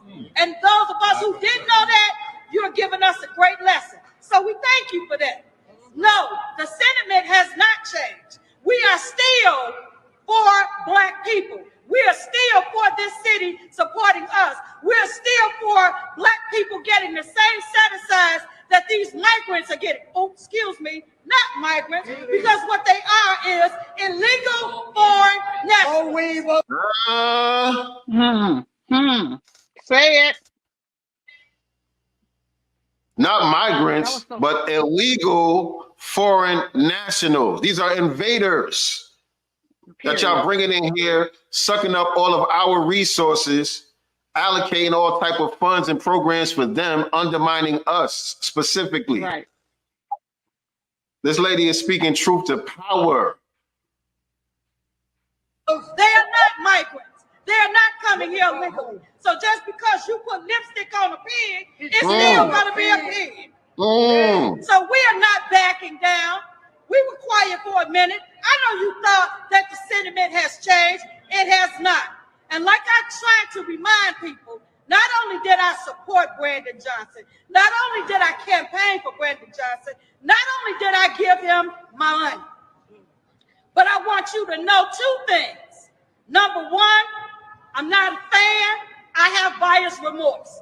Number two, for any independent candidate in the city of Chicago, any Green Party candidate in the city of Chicago, and any Republican candidate in the city of Chicago, now is your time, because we are done with the Democratic Party. Brandon Johnson, Governor Pritzker, and President Biden have showed us what they think about the Black community all over this country. And so we're standing here today to say, okay, if that's what it is, we with it. We don't have to support the Democratic Party. Right. We don't have to continue to support people who are not going to support us. And the Democratic Party here in this city, in this state, and in this country is not supporting us. You got the Republicans on one side and the Democrats on the other side. Guess what? They're part of the same bird. That's right. With two wings. So it doesn't matter anymore which party we go with.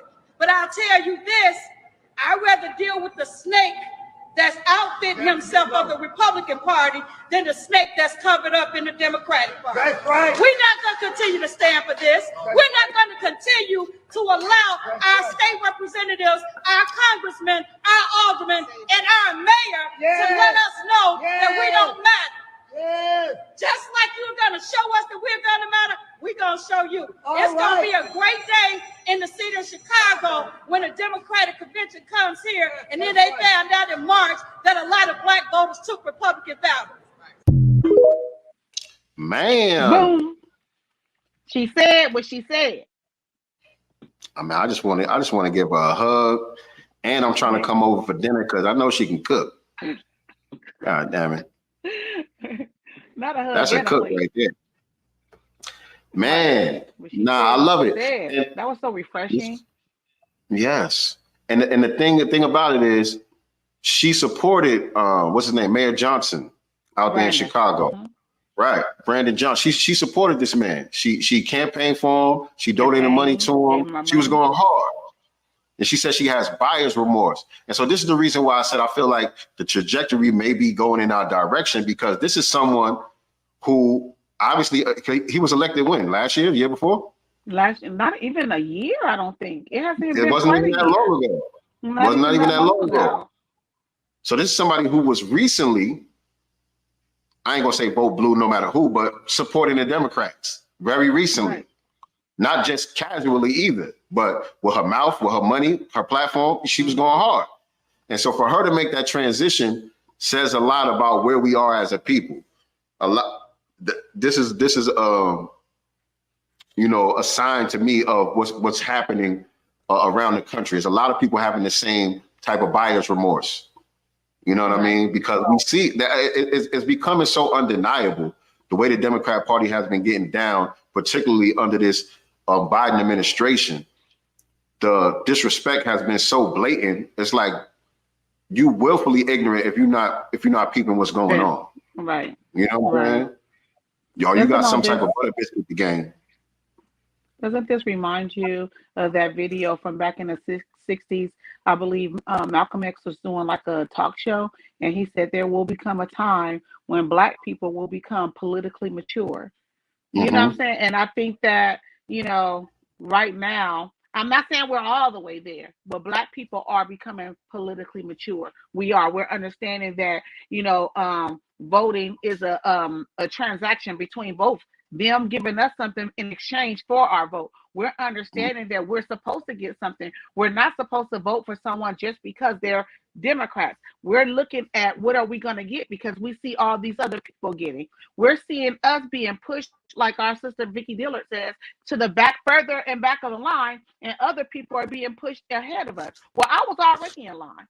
You know what I'm saying? So why do you keep putting all these people ahead of us? You're right. So I think that Black people are slowly but surely waking up. I do believe that the younger people, have already awakened. I'm happy to see, she looks like she's not old, what I'm saying, but maybe, 50s or whatever. So when I see people of her age, kind of, getting on code in that way, it really, really, really makes me happy. Exactly. And I believe part of it is us getting more politically sophisticated, like you said, but it's also us having a cultural revolution and gaining more cultural pride as far as foundational Black Americans, looking at ourselves as a unique group, understanding what our unique issues are, what our unique needs are, you know what I'm saying? And galvanizing around that. You know what I'm saying? Right. Not just seeing ourselves as this minority coalition. People are seeing the anti-Blackness coming from the Asian community, coming from the Latino community, coming from the LGBT community. You know what I'm saying? These feminist, these white women's groups and things like that. People are seeing the anti-Black racism for themselves because of social media, Twitter, even TikTok and all of these different platforms where it's on your timeline day in, day out. You know what I'm saying? And so I think more and more of us are starting to realize that, even more than the ones who are becoming politically sophisticated. Those of us who are engaged, I think we're getting more sophisticated on politics. But just for the casual Black person who's just scrolling online, you know what I'm saying? I think it's more of a cultural revolution that's taking place, and the cultural self-esteem. Cultural self-esteem is enhancing now. I think that's what's taking place. People are starting to look at everybody sideways. Yeah, we looking at everybody sideways now. Like, I'm here for it. Yeah, because I don't know if you guys, anyone had a chance to listen to Tariq's Twitter space from last night, and it was one of those yo white dudes on there. You know what I'm saying? Honestly, until he said what he was in the beginning, but he had that yo accent, and he was in the Houston, and he was yo up until the point where Tariq said, "Do you support reparations?" Specifically for foundational Black Americans, and that's when it all changed. So these people are always going to reveal themselves anytime we as foundational Black Americans talk about getting something specifically for us. If these people feel like they're going to get, be beneath us in any kind of way, which, we're not asking anyone to be beneath us. We're just saying, give us what's owed, but nobody, even the yo white man, wants to see us with anything. And speaking of reparations, did y'all see, hold on, let's follow the link. Down in Florida, senator proposes banning, Republican senator proposes banning reparations for descendants of slaves. Dozens of cities across the country and the state of California are now working to provide reparations to their Black residents. That's not really a true statement right there. It's not really a true statement.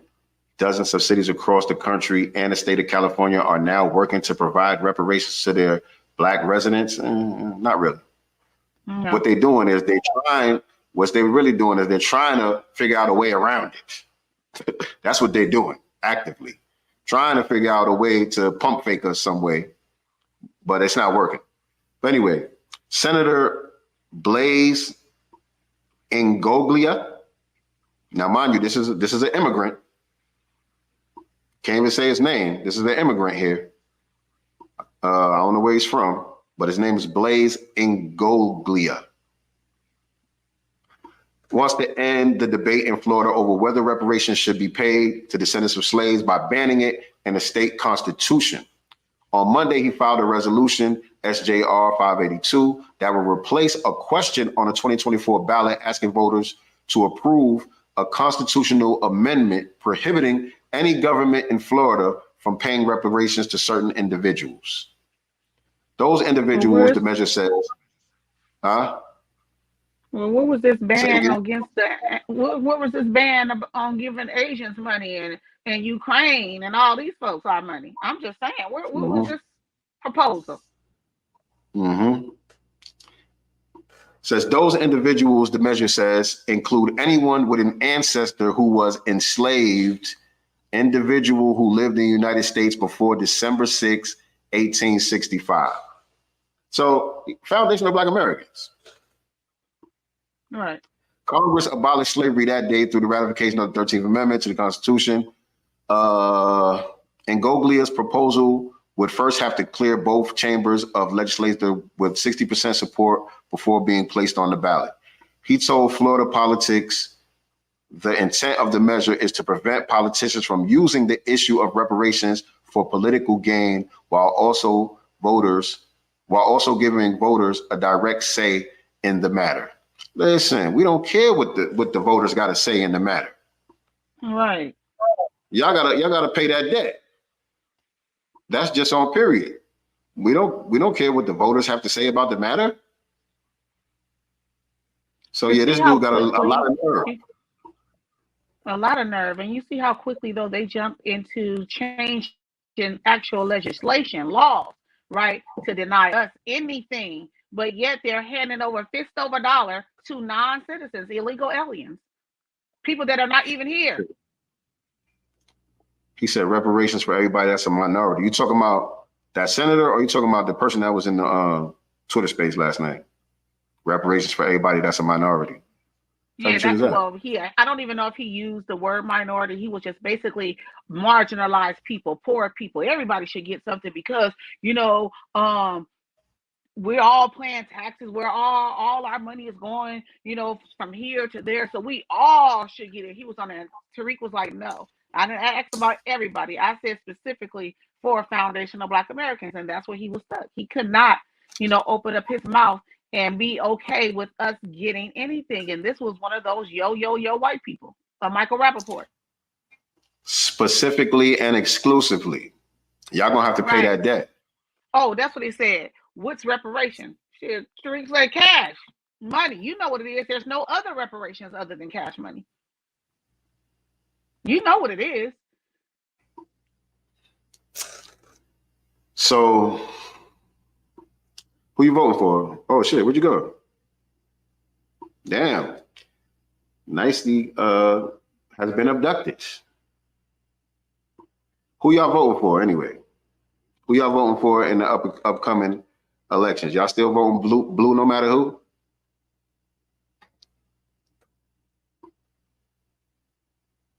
Oh man, I don't know what happened to Nyctee. She got snatched up, but we getting ready to end this one anyway. We coming toward the end for this one anyway. I'm just trying to see, was there anything else that I wanted to bring y'all attention before we get out of here? We talked about that. Okay. Oh yeah, I did have that video. It's okay. We passed that. I think that's it. I think we did a good job today. Getting it covered.